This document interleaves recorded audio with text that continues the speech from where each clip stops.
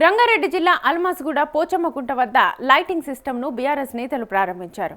ఈ కార్యక్రమంలో పాల్గొన్న ఎమ్మెల్యే సబితా ఇంద్రారెడ్డి ప్రారంభించారు. రాష్ట్ర ప్రభుత్వం ప్రజా సమస్యలను గాలికి వదిలేసి ప్రతిపక్ష నాయకులను టార్గెట్ చేస్తోందని విమర్శించారు.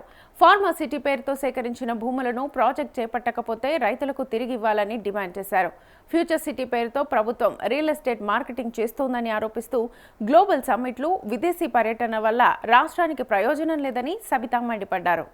కేసీఆర్ గారు ఉన్నప్పుడు ఒక ప్రణాళిక ఏర్పాటు చేసుకున్నాం. ముఖ్యంగా మన నియోజకవర్గంలో ఎక్కడ చూసినా చెరువులు, కుంటలు ప్రధానంగా ఎక్కువ సంఖ్యలో ఉన్న సందర్భంలో మనం ప్రత్యేకమైన శ్రద్ధ తీసుకోవాల్సిన అవసరం గత ప్రభుత్వంలో కేసీఆర్ గారి నాయకత్వంలో మనం పనిచేయడం జరిగింది. నా ఎన్నికల కన్నా ముందు కేసీఆర్ గారు ఇక్కడికి వచ్చినప్పుడు చెప్పారు, చెరువులకు సంబంధించి ఎస్ఎన్డిపి నాలా తీసుకోవాలంటే మీ నియోజకవర్గమే తీసుకొని ఎగ్జాంపుల్ తీసుకొని మొత్తం కూడా ఇంప్లిమెంట్ చేసినామని ఆ రోజు చెప్పిన సందర్భంలో ఎస్ఎన్డిపి నాలాలు ఒక సైడ్ పూర్తి చేసుకోవడము, అవుట్లెట్ లేకుండా ఇక్కడ కొన్ని కాలనీలకైతే అవుట్లెట్ ఏర్పాటు చేసుకున్నాము. డ్రింకింగ్ వాటర్ కొత్త కాలనీలు వస్తే ప్రతి కాలనీకి వాటర్ లైన్ ఉండాలని చెప్పేసి ప్రత్యేకంగా డ్రింకింగ్ వాటర్ లైన్ వేసుకున్నాము.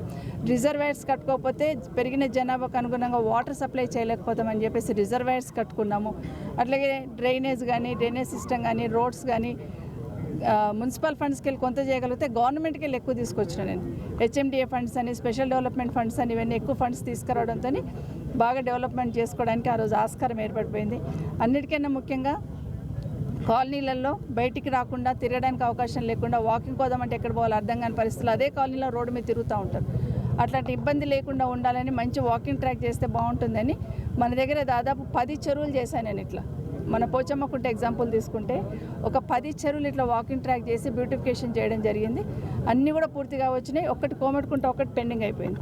కోమటికుంట కూడా 2.5 కోట్లు ఉండి టెండర్ పిలిచిన తర్వాత వర్క్ స్టార్ట్ చేద్దాం అనుకున్నప్పుడు ఆ కాంట్రాక్టర్ వెనుకపోయిన సందర్భంలో మళ్ళీ టెండర్ బిల్లలే. ప్రభుత్వం వచ్చిన తర్వాత ఎన్నిసార్లు చెప్పినా అది టెండర్ బిల్లలే.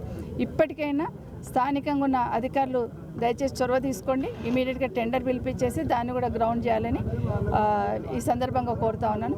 ముఖ్యంగా ఇక్కడ పోచమ్మకుంటకు సంబంధించి ఇది వాకింగ్ ట్రాక్ వేయడమే కాకుండా సేఫ్గా ఉండేటట్టు కూడా చేయమన్నాం. దాదాపు 3 కోట్లు ఖర్చు పెట్టినాం. ఇంకొక 50-20 లక్షలతోని ఆ ట్రాక్కి చుట్టూ రైలింగ్ కూడా వేయమన్నాం, పిల్లలు వచ్చినా కూడా ఇబ్బంది కాకుండా ఉండేటట్టు.